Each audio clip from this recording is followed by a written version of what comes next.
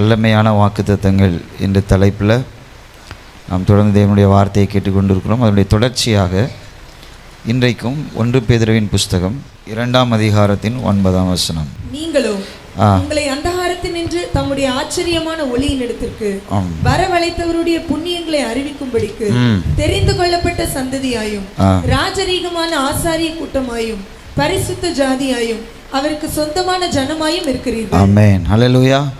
கர்த்தர் இங்க நமக்கு ஒரு நல்ல வாக்குத்தத்தத்தை கொடுக்கிறார். இந்த வாக்குத்தத்த வசனத்தை 3ஆக நான் பிரித்திருக்கிறேன். அதை நம்ம பார்க்க போகிறோம். ஃபஸ்ட்டு அவர் பாஸ்ட், ரெண்டாவது அவர் பார்ட், மூணாவது அவர் பொசிஷன். அவர் பொசிஷன் சொல்லுங்க பாப்பா. ஃபஸ்ட் எடுத்தோன்னே அவர் பாஸ்ட், ரெண்டாவது அவர் பார்ட், மூணாவது அவர் பொசிஷன். ஆமென், ஹல்லேலூயா. இந்த வசனத்தில் ஃபஸ்ட்டு நீங்களோ உங்களை அந்தகாரத்தினின்றும் தம்முடைய ஆச்சரியமான ஒளியினிடத்திற்கு வரவழைத்தவருடைய, ஆமென், ஹல்லேலூயா. ஃபஸ்ட்டு எல்லா வாக்கு தத்தங்களும் எவ்ரி ப்ராமிசஸ் கண்டெயின் எ செப்பரேஷன். கர்த்தர் நம்மை அவர் நமக்கு கொடுத்துருக்கிற வாக்கு தத்தங்களை நம்முடைய வாழ்க்கையில் நிறைவேற்றணும் அப்படின்னு சொன்னால் கர்த்தர் எதிர்பார்க்கிற பிரிவுகளை நாம் சந்திக்க வேண்டியது மிகவும் அவசியம். அல்லேலூயா. அது ஆபிரகாமுடைய வாழ்க்கையாக இருந்தாலும் சரி, யோசேப்புடைய வாழ்க்கையாக இருந்தாலும் சரி, யாக்கோபுடைய வாழ்க்கையாக இருந்தாலும் சரி, புதிய ஏற்பாட்டின் பரிசுத்தவான்களுடைய வாழ்க்கையாக இருந்தாலும் சரி, he needs some separation.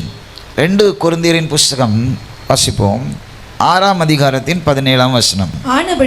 ஆனபடியால் நீங்கள் அவர்கள்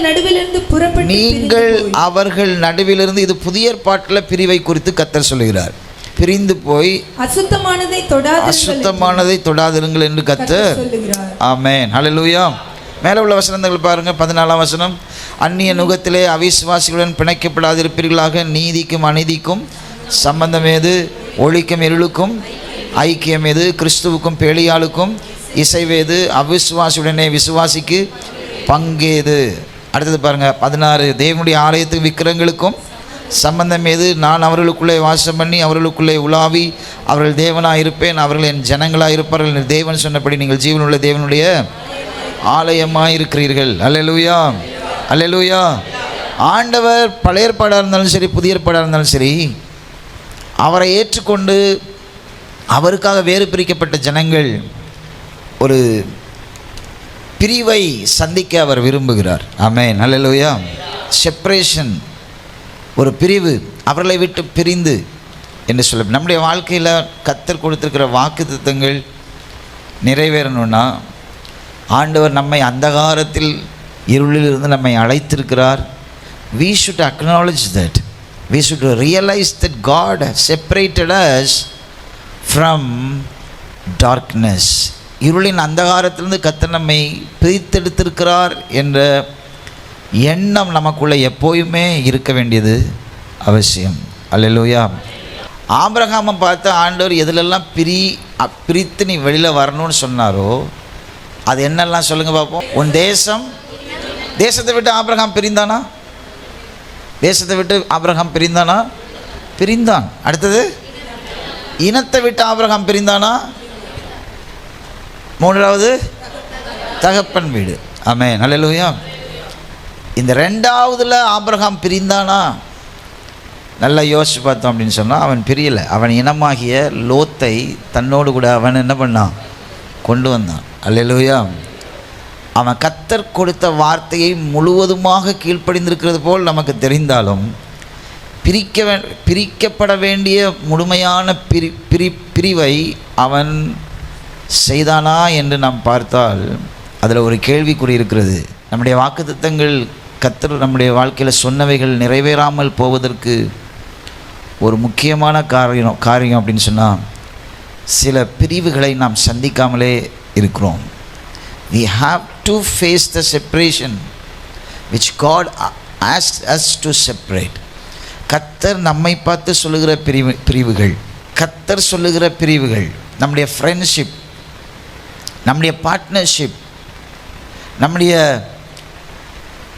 என்டர்டெயின் பண்ணுறதுக்காக நாம் தேர்ந்தெடுக்கிற நபர்கள், இவர்களை குறித்து நாம் ஜாக்கிரதையாக இருக்க வேண்டியது மிகவும் அவசியம். அது மாத்திரம் இல்லை, சில பொருள்கள், சில உடைகள், சில நபர்களோடு இருக்கிற ஐக்கியங்கள், சும்மா பேச்சில், சும்மா பேசுகிறதுலையும், சும்மா சில ஐக்கியம் வைத்து கொள்கிறதுலையும், கர்த்தருக்கு பிரியமில்லாத நபர்களோடு கூட, அல்லது கர்த்தர் நமக்குள்ளே பேசுவார் சில காரியங்களை, don't have a companion with them, don't have a communion with them அப்படின்னு சொல்லும்போது நம்ம அதை செய்கிறோமா அப்படின்னு சொன்னால், நம்முடைய வாழ்க்கையில் நம்ம சில காரியங்களை செய்யும்போது நாம் பிரிந்திருக்கிறதுடைய அனுபவங்களை நாம் காட்டுகிறோமா? நாம் யாரோட ஐக்கியப்படுகிறோம், எதை குறித்து பேசுகிறோம், எதை குறித்து திங்க் பண்ணுகிறோம், what kind of information we got, எப்படிப்பட்ட இன்ஃபர்மேஷன் தகவல்களை நாம் சேகரித்திருக்கிறோம். இதெல்லாம் நம்ம பிரிவுன்னு சொல்லும்போது ஒரு வீட்டுக்குள்ளே இருந்துட்டு 2 பிரிவாக இருக்குது பாருங்கள், அதை சொல்லலை நான். நம்ம கேட்குற இன்ஃபர்மேஷன்ஸ், நம்முடைய ஆட்டிடியூட், நம்முடைய ஆக்ஷன், இவைகளெல்லாம் எப்படி இருக்குது, எப்படிப்பட்ட ஒரு பிரிவினையை நம்ம காண்பிக்கிறோம் என்பது ரொம்ப முக்கியம். ஆபிரகாம் லோத்தை விட்டு பிரிந்த உடனே வசனம் சொல்லுது, அழகாக ஆண்டவர் அதை மென்ஷன் பண்ணுறாரு. ஆபிரகாம் லோத்தை விட்டு பிரிந்த பின்பு, அந்த வார்த்தை ஆண்டவர் அங்கே ஸ்ட்ரெஸ் பண்ணுறாரு. ஆமென், அல்லேலூயா. ஸோ அது வரைக்கும் ஆபிரகாமுடைய வாழ்க்கையில் ஒரு எக்ஸ்ட்ரா பேக்கேஜ் இருந்துச்சு, விச் காட் டோன்ட் அலவுட். ஆண்டவர் அலோவ் பண்ணாத ஒரு எக்ஸ்ட்ரா பேக்கேஜ் ஆபிரகாமுடைய முதுகுக்கு பின்னாடி இருந்தது. இப்பொழுது தளர்ந்து போகிறது என்பதை இந்த வசனம் காண்பிக்கிறது.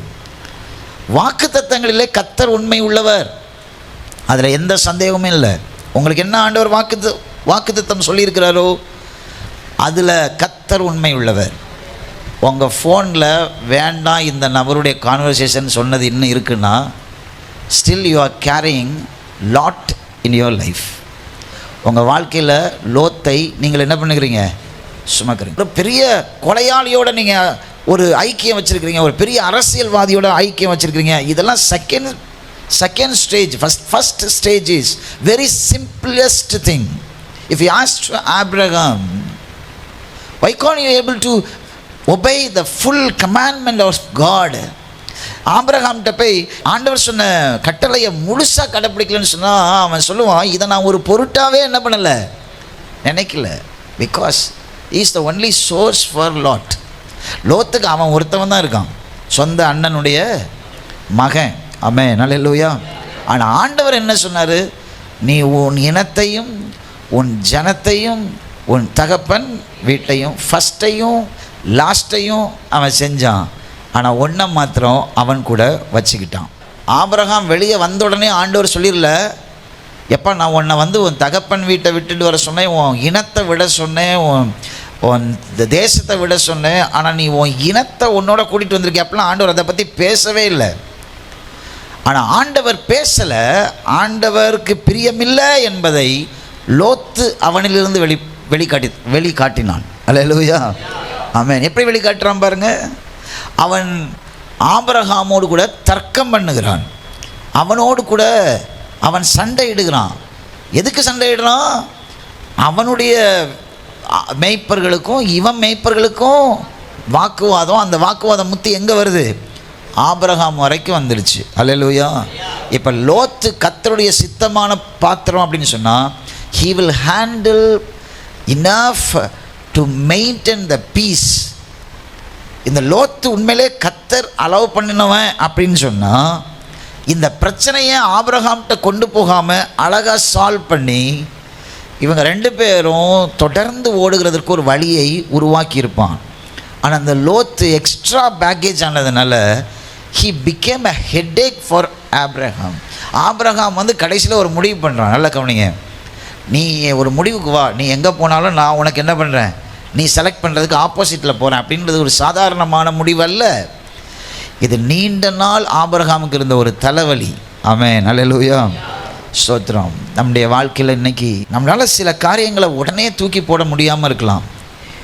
It may be some things, it may be some kind of our habitual activities, நம்முடைய குணத்தினுடைய கிரியைகளாக இருக்கலாம். ஆனால் நான் ஒன்று உங்களுக்கு சொல்லுகிறேன், சில நேரத்தில் நம்முடைய பிரயாணங்களில் சில லோத்துகள் பிரிக்கப்படாமல் இருப்பதை கர்த்தர் கண்டுகொள்ளாமல் விடுவாரே தவிர அதற்கு ஒரு முடிவு கட்டாமல் கர்த்தர் விட மாட்டார். அல்லேலூயா. எங்கேயோ அதனால தான் நம்முடைய வாழ்க்கையில் நீங்கள் பார்த்தீங்கன்னா ஒரு ரியாலிட்டியை சொல்லவா, நம்ம யார்கிட்ட ரொம்ப அதிகமாக சார்ந்து கொள்கிறோமோ அல்லது மனுஷர்களாக யார் மேலே நம்ம அதிகமாக நம்பிக்கையை வைக்கிறோமோ அவர்கள் நமக்கு என்னவா மாறுறாங்க, தலைவலியாக மாறிடுவாங்க. நமக்கு அவன் மேலே கோவப்படுறோம், ஆனால் அது தேவையில்லாத அவசியம் இல்லாத ஒன்று. ஆமென், அல்லேலூயா. The separation is very very very very important. நம்முடைய வாழ்க்கையில் இருக்கிற சின்ன லோத்து நமக்குள்ள சோதோம் குமாராவின் குணாதிசயத்தை கொண்டு வந்து விடுவான். அல்லேலூயா. ஏன் ஆண்டவர் சொன்னார் ஆபிரகாம்கிட்ட உன் இனம் வேணாம் அப்படின்னு சொல்லி? அந்த இனத்தினுடைய உன் இனத்துக்குன்னு ஒரு குணாதிசயம் இருக்கும் பார்த்தியா, அது உனக்குள்ளே என்ன பண்ணிடக்கூடாது, வந்துடக்கூடாது. ஏன்னா நான் உன்னை ஒரு தனி இனமாக மாற்றப் போகிறேன். ஆமென், அல்லேலூயா. நான் அடிக்கடி சொல்லுவேன், இந்த உலகத்தில் ஜாதியெல்லாம் கிடையாது, இதெல்லாமே மனுஷர்கள் உண்டாக்கினது. கர்த்தர் ஜாதியை உண்டாக்கவில்லை. சில பேருக்கு ஒரு கேள்விக்குறி இருக்கலாம், ஆண்டவர் இத்தனை ஜனங்கள் இருக்கும்போது ஏன் யூதர்களை மட்டும் தனியாக தேர்ந்தெடுத்தார்? யூதர்கள்ட்ட தனியாக தேர்ந்தெடுக்கிற அளவுக்குலாம் ஒன்றும் இல்லை. நான் சனிக்கிழமை இதை குறித்து பேசினேன், திரும்ப உங்களுக்கு ஒரு ஞாபகப்படுத்துகிறேன். ஒன்றுமே இல்லை. ஆனால் அவர்களை ஏன் ஆண்டவர் தேர்ந்தெடுத்தார்னா, தனக்குன்னு ஒரு ஜனத்தை தேர்ந்தெடுத்து தன் மகிமையையும் தன்னுடைய பராக்கிரமத்தையும் தன்னுடைய கிரியைகளையும் கரத்தின் கிரியைகளையும் அவர்களிலே வெளிப்படுத்தி மற்றவர்கள் அதை கண்டுகொள்வதற்காக அவர்களை ஆண்டவர் தன் கையில் எடுத்தார். அல்லேலூயா. அப்போ நம்ம பரிசுத்த ஜாதியாக இருக்கிறோம். முன்னாடி நம்ம பாவத்தில் இருந்தோம். அந்த 1 பேதுருவின் புஸ்தகம் 2ஆம் அதிகாரம் 10ஆம் வசனத்தை சொல்லும்போது அங்கே பேதுரு கொஞ்சம் கூட ஆழமாக அதை சொல்கிறத பார்க்குறோம். முன்னே நீங்கள் எப்படி இருந்தீர்கள், உங்கள் பாஸ்ட் லைஃப் என்ன, பட் இப்போ நீங்கள் எப்படி இருக்கிறீங்க, அது ஸ்பாயில் ஆகிடக்கூடாதுன்னா உன் இனம் உன்னோடு கூட என்ன பண்ணக்கூடாது, சேரக்கூடாது. அல்லேலூயா. நீங்கள் இந்த உலகத்தில் ஆண்டவர் மனுஷனை உண்டாக்கும் போது he didn't separate us with a caste. நம்மளை யாரையும் ஆண்டவர் கேஸ்டிசத்தில் நம்மளை பிரிக்கவே இல்லை, ஜாதி வாரியாக ஆண்டவர் பிரிக்கலை. ஆனால் பிசாசு ஜாதி வாரியாய் மக்களை பிரித்தது மாத்திரமில்லை, சில யுகங்களாய் அதை கையாண்டு இந்த ஜாதியில் உள்ளவன் அவன் புத்தி இப்படி தான் இருக்கும்னு சிலவற்றை டீஃபால்ட்டாக நமக்குள்ளே வச்சுருக்கிறான். Amen, hallelujah. It is a false thing, but he made it true. ஒரு உண்மை இல்லாத காரியத்தை உண்மையாக என்ன பண்ணிட்டான், மாற்றிட்டான். நம்ம ஆண்டவர்கிட்ட கேட்கணும், ஆண்டவரே நான் ஒரு பரிசுத்த ஜாதி, சபைக்குள்ளே ரட்சிக்கப்பட்டு எப்போ நம்ம உள்ளே வர்றோமோ, திருமாவளவன் ஒரு பேச்சை நான் கேட்டுட்டு இருக்கும்போது அவர் இப்படி பேசினார், நீங்கள் ஏன் இந்துக்களை இவ்வளவு எதிர்க்கிறீர்கள், அவர்களுடைய நம்பிக்கைகளை கொச்சப்படுத்தி பேசுகிறீங்க, ஆனால் கிறிஸ்தவர்களை ஏன் பேச மாட்டேறீங்க அப்படின்னா நீங்கள் கிறிஸ்தவத்தை தழுவி இருக்கிறீர்களா அப்படின்னு கேட்கும்போது அவன் அழகான ஒரு பதில் சொன்னார். என்ன அப்படின்னு சொன்னால், இந்துக்கள் என்னை ஏற்றுக்கொள்ளவில்லை, என்னை அவர்களுடையவர்களாக சொல்லுகிறார்களே தவிர அவர்களோடு கூட இமையளவும் என்னை சேர்த்து கொள்ளவில்லை. ஆனால் கிறிஸ்தவத்தினுடைய தெய்வமாகிய இயேசுவும் எங்களை ஏற்றுக்கொள்ளுகிறார். அல்லேலூயா, அல்லேலூயா. கருவறைக்குள் அவர்கள் நிற்கிற அந்த பீடத்தின் மேல் வரை எந்த ஜாதி பாகுபாடும் இன்றி எங்களை ஏற்றுக்கொள்ளுகிறார். அவரை குறித்து பேச வேண்டிய அவசியம் எனக்கு இல்லை. அல்லேலூயா. ஆண்டவர் அதை உடைச்சிட்டாரு, அது நமக்கு கிடையாது. ஆனால் லோத்து எங்கேயாவது சேர்ந்துருந்தான் அப்படின்னு சொன்னால் நமக்குள்ளே அது வெளிப்பட்டு கொண்டே இருக்கும். அல்லேலூயா. அதுக்கு ஒரு சின்ன எக்ஸாம்பிள் சொல்கிறேன் பாருங்கள். இப்போ அது வசனத்தோடு நம்ம பார்த்தோன்னா நமக்கு கொஞ்சம் கூட புரியும்.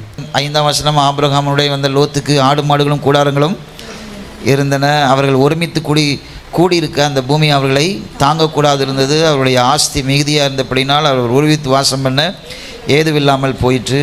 ஆபிரகாமுடைய மந்தை மேய்ப்பிற்கும் லோத்துடைய மந்தை மேய்ப்பிற்கும் வாக்குவாதம் உண்டாயிற்று. அக்காலத்திலே கானானியரும் பெருசீரும் அத்தேசத்தில் குடியிருந்தார்கள். ஹல்லேலூயா. இதெல்லாம் ரொம்ப கவனிக்க வேண்டிய வசனம். இவர்களைப் போலவே இவர்களும் பிஹேவ் பண்ணாங்கன்னு அங்கே ஆவியானவர் சொல்ல வர்றாரு. அதனால தான் இதை சொல்லிட்டு சொல்கிறாருங்க, கானானியரும் எபூசியரும் அங்கே என்ன பண்ணாங்க, குடியிருந்தாங்கன்னு. ஏன் சொல்கிறாருன்னா, அழைக்கப்பட்டது வேறு நோக்கத்துக்காக. இப்போ இவர்களைப் போலவே இவர்களும் அங்கே என்ன பண்ணுறாங்க, சண்டை போட்டுட்டு தேவையில்லாததெல்லாம் பேசிட்டு வாக்குவாதம் பண்ணிக்கிட்டு இருக்கிறாங்க. அக்காலத்து 8ஆம் வசனம், ஆபிரகாம் லோத்தை நோக்கி, எனக்கும் உனக்கும் என் மேய்ப்பருக்கும் உன் மேய்ப்பருக்கும் வாக்குவாதம். யாருக்கும் வாக்குவாதம் உண்டாயிருக்கு? இல்லை, நல்லா பாருங்கள், ஆபிரகாமுக்கும் லோத்துக்கும் வாக்குவாதம் உண்டாயிருக்கு. அல்லேலூயா. ஆபிரகாமுடைய வேலைக்காரர்களுக்கும் லோத்துடைய வேலைக்காரர்களுக்கும் உண்டாயிருக்கு. இதை யார் பார்க்கிறது? கானானியரும் பெரிசியரும் இதை பார்க்கிறார்கள். அல்லேலூயா. இப்போ ஆபிரகாமை அழைத்து வாக்குத்தத்தை கொடுத்த நோக்கம் கொஞ்சம் கொஞ்சமாக என்ன ஆகிட்டு இருக்கு? கெட்டு போயிட்டு இருக்கு. That's why God needs separation everywhere. அதனால தான் ஆண்டவர் நமக்கு ஒரு நல்ல பிரிவை நம்மிடத்தில் எதிர்பார்க்கிறார். உன் தகப்பனுடைய புத்தி உனக்கு வந்துடக்கூடாது. தகப்பன் வீட்டை விட்டு பிரிந்து வா. உன் இன புத்தி வந்துடக்கூடாது. உன் இனத்தை விட்டு வா. உன் தேசத்துடைய புத்தி வந்துடக்கூடாது. உன் தேசத்தை விட்டுட்டு வா. Hallelujah. That is the only purpose. நம்ம யார் அப்படின்றது வாக்குத்தத்தம் பெற்ற பிறகு வாக்குத்தத்தம் என்ன சொல்லுதோ அதற்கு தகுந்தது போல் நம்ம மாறணும்னா நாம் பிரிக்கப்பட வேண்டியது அவசியம். இன்னும் கொஞ்சம் உங்களுக்கு சொல்கிறேன்.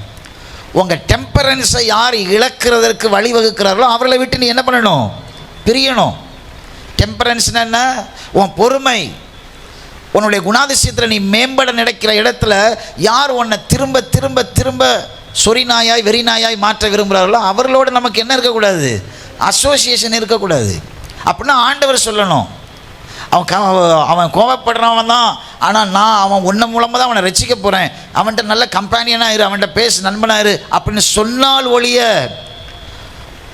நான் உங்களுக்கு ஒன்று சொல்கிறேன், பிசாசு அட்ராக்ஷன் உள்ளவன். அட்ராக்ஷன் அப்படின்றது ஆபிரகாமையும் விட்டு வைக்கவில்லை. பஞ்சம் வந்த போது கவனிப்பீங்கன்னு நான் நினைக்கிறேன். பஞ்சம் வந்த போது எகிப்து ஆபிரகாமையும் விட்டு வைக்கவில்லை, யாக்கோவையும் விட்டு வைக்கவில்லை, ஈசாக்கையும் விட்டு வைக்கவில்லை. அல்லேலூயா. கர்த்தர் சொல்லும்போது சிலரை விட்டு பிரிய வேண்டியது மிக மிக மிக மிக மிக அவசியம். சில பேருடைய ஃபோன் கான்டாக்ட்ஸ் கூட நம்முடைய வாழ்க்கையில் இருக்கக்கூடாது என்பது மிக மிக மிக முக்கியம். அல்லேலூயா. அதை செஞ்சு பாருங்கள். இப்போ பாருங்கள், ஆபிரகாம் செய்கிறான், நீ எங்கே போனாலும் நான் அதற்கு ஆப்போசிட்டில் போகிறேன். லோத்து நல்லா ஏற்கனவே முன்னாடியே இன்ஃபர்மேஷன்லாம் கலெக்ட் பண்ணி வச்சுட்டு அடுத்த சண்டை வரும்போது நம்ம பேக்கேஜெலாம் எடுத்துகிட்டு எங்கே பண்ணணும்? எங்கே போகணும்? சோதம் குமாராவுக்கு போகணுன்னு ரெடியாக இருந்தான்.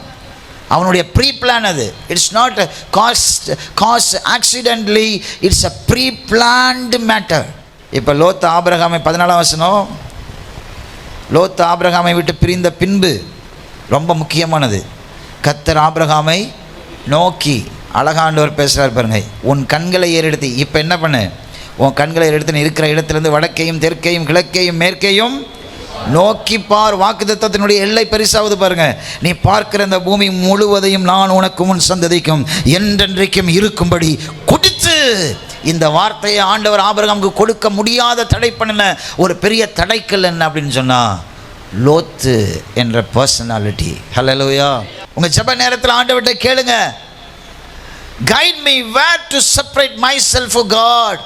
தேவனே என்னை நடத்தும், எங்கே நான் பிரியம். சில பேரோட ஆண்டவர் சொல்லுவார், அவங்க கூட இரு, ஆனால் அவர்களை போல நீ பேசாத, அதிகமாக பேசாத. ஒன்றை பார்த்து கேட்டால் கேள்வி கேட்டால் சிரி, ஏதோ ஒன்று சொல்லு, இப்படி ஆண்டவர் சொல்லுவார். சில பேரோட சுத்தமாக உங்களை விளக்க நினைப்பார், சில காரியங்களை விட்டு உங்களை விளக்க நினைப்பார். அப்போ சொல்லுங்கள், ஆண்டவரே பரமண்டலத்தில் உம்முடைய சித்தம் செய்யப்படுவது போல பூமியில் என் மேலே உம்முடைய சித்தம் செய்யப்படுவதாக. ஹல்லேலூயா, ஹல்லேலூயா, ஹல்லேலூயா. நான் சொல்கிறேன், உங்களை ஆண்டவர் வைக்கிற எந்த இடத்துலையும் யாரையும் உங்களுக்கான காப்பி அண்ட் பேஸ்டாக மாற்றாதிருங்க. அவர்களை போல் நீங்கள் காப்பி அண்ட் பேஸ்ட் ஆகாதுங்க. ஒருத்தவரை மாத்திரம் நீங்கள் காப்பி அண்ட் பேஸ்ட் ஆகுங்க. அவருடைய வார்த்தையை காப்பி பண்ணி உள்ளே பேஸ்ட் பண்ணிகிட்டே இருங்க. அவர் உங்களை நடத்தி கொண்டே இருப்பார், உங்களுடைய எல்லைகளை விரிவாக்குவார். கர்த்தர் உங்களை ஆசீர்வதிக்கிறத உங்களால் சொல்லவே முடியாது. நீங்கள் ஆசீர்வதிக்கிறாரான்னு பைனாக்குலர் வச்சு பார்த்துட்டு இருக்க வேண்டிய அவசியம் இல்லை. உன் நடையே ஆசீர்வாதமாக தான் இருக்கும், உன் உடையே ஆசீர்வாதமாக தான் இருக்கும். நீ நடக்க நடக்க நடக்க நடக்க உன் காலடி படுகிற இடமெல்லாம் செழிப்பு உண்டாகும், பச்சை பசேரென்று உண்டாக ஆரம்பிக்கும், எல்லாம் நல்லதாக நடக்க ஆரம்பிக்கும். ஆமென், ஹல்லேலூயா. செப்பரேஷன் இந்த வசனம் சொல்லுது. ரெண்டாவது இந்த வசனம் என்ன சொல்லுதுன்னு சொன்னேன், அவர் பார்ட். பார்த்து சொல்லுங்க, நமக்கு ஒரு வேலை உண்டு. அது என்ன அப்படின்னா, அவர் நமக்கு சில வேலை கொடுத்துருக்கிறார். ஹல்லேலூயா. ஆண்டவர் ஆதாமுக்கும் ஏவாளுக்கும் வேலை கொடுத்தாரா? அவ்வளோ பெரிய பூமியில் ஒரு பீஸ் ஆஃப் லேண்டை ஆண்டவர் தேர்ந்தெடுத்தார். ஒரு particular garden of Eden, a boundaried place. ஒரு வகையறுக்கப்பட்ட ஒரு இடத்தை யாருக்கு கொடுக்குறாரு? ஆதாமுக்கும் ஏவாளுக்கும். கொடுத்துட்டு சொல்கிறாரு, இந்த தோட்டத்தை நீங்கள் என்ன பண்ணுங்கள், பண்படுத்தவும் காக்கவும். குட், ஆமென், ஹல்லேலூயா.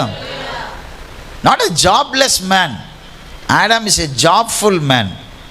அவனை ஆண்டவர் குழந்தையா பிறக்க செய்யல, புருஷனாக அவன் பிறந்தான். கர்த்தரால் உண்டாக்கப்பட்டான், ஆண்டவருடைய கையிலிருந்து பிறந்தான், கர்த்தருடைய கரத்தின் கிரியையாக இருந்தான். ஹல்லேலூயா. அவனுக்கு வந்து கண்ணை முழிச்ச உடனே, அவன் எழும்பின உடனே அவனுக்கு கொடுத்த முதல் வேலை ஏவாள் இல்லை, வேலை. ஆமென், ஹல்லேலூயா. நல்லா சொல்லுங்கள், ஒன்று புரிஞ்சுடுங்க.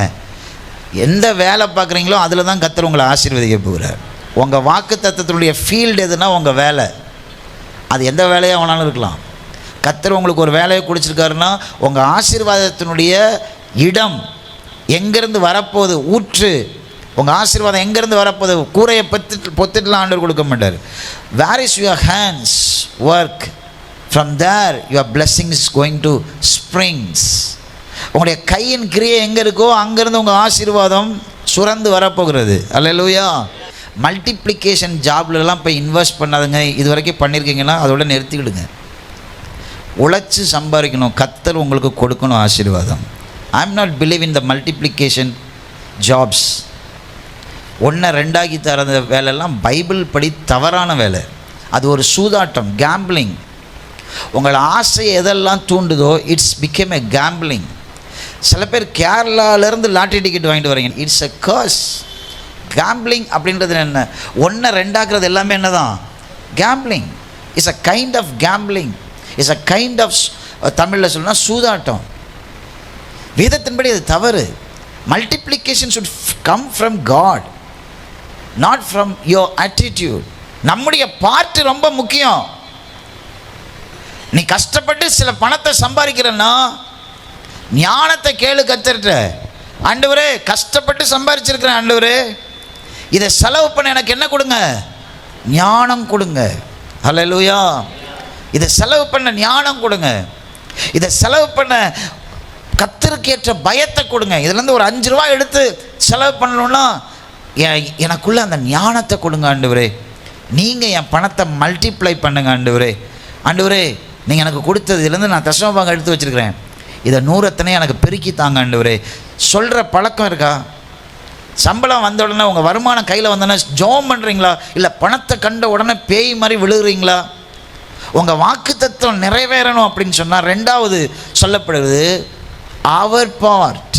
ஆண்டவர் ஆதாமையும் ஏவாளையும் பார்த்து சொன்னார், நீ உனக்கு கொடுக்கப்பட்டிருக்கிற இந்த ஏதேன் தோட்டத்தை காவல் காக்கணும், அதை பண்படுத்தணும். ஆதாம் பண்படுத்தினானா? பண்படுத்தி இருப்பான்னு நம்ம நம்புகிறோம், நமக்கு தெரியல. ஆனால் பாவத்துக்கு பிறகு பண்படுத்தினான்றது நமக்கு தெரியும். பாவத்துக்கு முன்னாடி அவன் பண்படுத்தினானான்னு நமக்கு தெரியல. நான் சொல்கிறேன், அவன் நல்லா தூங்குறதுல மன்னனாக இருந்தான். தூங்குறதுல மன்னனா இல்லைன்னா இவ கிளம்பி போகிறப்பே இங்கே வா, எங்கே போகிறேன்னு கேட்டிருப்பான். அப்படி தானே? அவன் பண்படுத்தினானா என்னன்னு தெரியாது, ஆனால் அவன் காக்க மறந்தான். காக்க மறந்தான். அதனால தான் பாம்பு உள்ளே வந்துச்சு. பதிலப்பா சொல்லுங்க, காக்க மறந்ததுனால தான் பாம்பு உள்ளே வந்துச்சு. அல்லேலூயா. எத்தனை பேர் வீட்டில் பாம்பு வந்தால் விட்டுருவீங்க? ஆனால் ஆதாம் பாம்பு வந்ததப்போ விட்டுட்டு உட்காந்துருந்தான். சர்ப்பம் உள்ளே வந்ததை அவன் கண்டுகொள்ளலை. எல்லாம் வருவது போல் அது வருதுன்னு நினச்சான். ஆனால் வசனம் சொல்லுது, கர்த்தர் உண்டாக்கின எல்லா காட்டு மிருகங்களை பார்க்கிலும் சர்ப்பமானது தந்திரம் மந்திரம் எல்லாம் எதுக்கிட்ட இருந்துச்சு? சர்ப்பத்திட்ட இருந்துச்சு. அல்லேலூயா. சிலதை விடவே கூடாது, அதுதான் நம்முடைய வேலையே. அல்லேலூயா. ஆண்டவர் ஈசாக்க போய் பஞ்சகாலத்தில் விதை விதைக்க சொல்கிறாரு. அவன் விதை விதைக்கிறான். அதோடு ஆண்டவர் எப்படி விளைய செஞ்சார்னு சொல்லலை. மழை இல்லை, ஆனால் பஞ்சகாலத்தில் விதை விதைக்கிறான். அது என்னவா வருது? 100 பழந்துடுது. அதே ஆண்டவர் தான் ஈசாக்கில் சொல்கிறாரு, நீ போய் என்ன நோண்டு, துறவுகளை தோண்டு. ஏன் துறவு நோண்டணும்? ஆண்டவர் தான் தண்ணி கொடுக்குறாரு. எதுக்கு? தென் ஒய் நீட் ஆஃப் ஸ்ப்ரிங்ஸ். நீ செய்ய வேண்டியதை நீ செய். நீ செய்ய முடியாததை நான் உனக்காக செய்கிறேன். நீங்கள் நினைக்கலாம், அப்படி எதுக்குங்க ஆண்டவர் வேணும் அப்படின்னு சொல்லி. நீங்கள் செய்ய முடியாததை அவர் மாத்திரம்தான் செய்ய முடியும். நீங்கள் செய்யக்கூடியதுலேயும் அவருடைய பலன் தான் உள்ளே அடங்கி இருக்கிறது. நான் எதை செய்ய வேண்டும் என்று அவர் தான் என்ன பண்ணுறாரு? எனக்கு சொல்லி கொடுக்குறார். அதில் என்னால் எதை செய்ய முடியவில்லையோ அவர் எனக்காய் அதையே செய்கிறார். உங்கள் சாமர்த்தியம்னு ஒரு நாள் நினச்சிடக்கூடாது. இன்றைக்கி நான் இப்படி உயர்ந்து நிற்கிறேன், எனக்கு கர்த்தர் எல்லாம் கொடுத்துருக்குறாரு, எனக்கு கார் இருக்குது, எனக்கு வீடு இருக்குது, எனக்கு எல்லாம் இருக்குது, சொந்தக்காரங்களாம் என்னை பார்க்கும்போது இன்றைக்கி மேலே பார்க்குறாங்கன்னா ஒரு நாளும் உனக்கு பெருமை வந்துடக்கூடாது. உன் பேங்க் பேலன்ஸை நினைக்கும் போது உனக்குள்ளே பெருமை வந்துடக்கூடாது. நல்ல முடன் வெள்ளை சட்டையை எடுத்து போடும்போது முடன் புடவை கட்டிட்டு அப்படி வெளியில் வரும்போது எனக்கு எல்லாம் இருக்குன்னு ஒன்று வரும் பாருங்க, அப்போ சொல்லணும், உங்கள் கிருபையினால தான்ப்பா இதெல்லாம். ஒரு வார்த்தையை வாயை திறந்து சொல்லிடணும். அல்லேலூயா. இல்லை லோத்து மாதிரி ஆயிரும். லோத்து போனோன்னா ஜமீன்தார் ஆகிட்டான் அந்த ஊருக்கு. எல்லாம் இருந்துச்சு, ஆனால் கொஞ்ச நாள் தான் ஒன்றும் இல்லாதவனாகி போனான். கர்த்தர் ஒரு மனிதனை எந்த உயரத்திற்கு வேணாலும் உயர்த்த முடியும், அவரால் எந்த இடத்திற்கு வேணாலும் தாழ்த்தவும் முடியும். ஹல்லேலூயா. என் கரத்தின் கிரியை மிகவும் அவசியம். மூன்றாவதாக தெரிந்து கொள்ளப்பட்ட சந்ததியாயும். தெரிந்து கொள்ள, எல்லாரும் சொல்லுங்க பார்ப்போம். தெரிந்து கொள்ள, இதுதான் வாக்கு தத்துவம். நான் யாரு? தெரிந்து கொள்ளப்பட்ட சந்ததி. ஆண்டவர் தெரிந்து கொண்ட மனுஷனும் மனுஷியும் யார்? ஆதாம் ஏவாள். அவர்களை தான் ஆண்டவர் உண்டாக்கினார். ஆனால் 6ஆம் அதிகாரம் வந்த உடனே ஆண்டவர் பூமியை திரும்ப என்ன பண்ணிட்டார்? அழிச்சிட்டார். 6ஆம் அதிகாரத்தில் 6ஆம் வசனம் சொல்கிறது, மனுஷனை உண்டாக்கினதற்காக தேவன் மனஸ்தாபப்பட்டார். அதுக்கு கீழே நோவாவை குறித்து பார்க்குறோம். நோவாவுடைய காலத்தில் ஒரு ஜலப்பிரளயம் வந்து பூமி முழுவதும் என்ன ஆயிடுச்சு? அழிஞ்சு போயிடுச்சு. இப்போ சேம் காம் யாபேத் மூலமாக திரும்பவும் ஆண்டவர் பூமியை உருவாக்குகிறார். அந்த உருவாக்கி வந்த ஜாதியாவது ஒழுங்காக இருக்கும்னு பார்த்தா அதெல்லாம் சேர்ந்து பாபேல் கோபுரம் கட்டுது, அசுத்தங்கள் என்ன பண்ணுது? செய்யுது. திரும்ப பூமியில் பாவம் உண்டாகிடுச்சு. இப்போ திரும்ப பாபிலோனிலிருந்து ஒருவனை ஆண்டவர் தேர்ந்தெடுக்கிறார். நீங்களும் நானும் ஆபிரகாமுடைய சந்ததி. ஹல்லேலூயா. சோசன் ஒன் அப்படின்னு சொன்னால் ஆண்டவர் தேர்ந்தெடுத்தவன். ஆண்டவர் உண்டாக்கினவன் யாரு? ஆதாம். ஆண்டவர் தெரிந்தெடுத்தவன் யாரு? ஆபிரகாம். ஆதாமுடைய ஜெனட்டிக் தான். ஆனால் அங்கிருந்து ஒரு கிளை தேவைப்படுகிறது ஆண்டவருக்கு. அந்த கிளையாகிய அந்த ஆபிரகாமுடைய சந்ததி நான் ஒன்று உங்களுக்கு சொல்கிறேன். நீங்கள் ஜெபிக்கும் போது ஆண்டவர்கிட்ட சொல்லணும், நான் எங்கள் அப்பா அம்மா சந்ததியாக இருக்கக்கூடாது ஆண்டவரே, நான் ஆபிரகாமின் சந்ததியாக இருக்கணும். யோசிச்சு பாருங்கள், உங்கள் அப்பா அம்மா ரொம்ப நல்லவங்க தான், நான் இல்லைன்னுலாம் சொல்லலை. எல்லாருடைய அப்பா அம்மாவுமே நல்லவங்க தான். நீங்கள் கேட்ட வசனத்தெல்லாம் அவங்க கேட்டிருக்கிறாங்களா?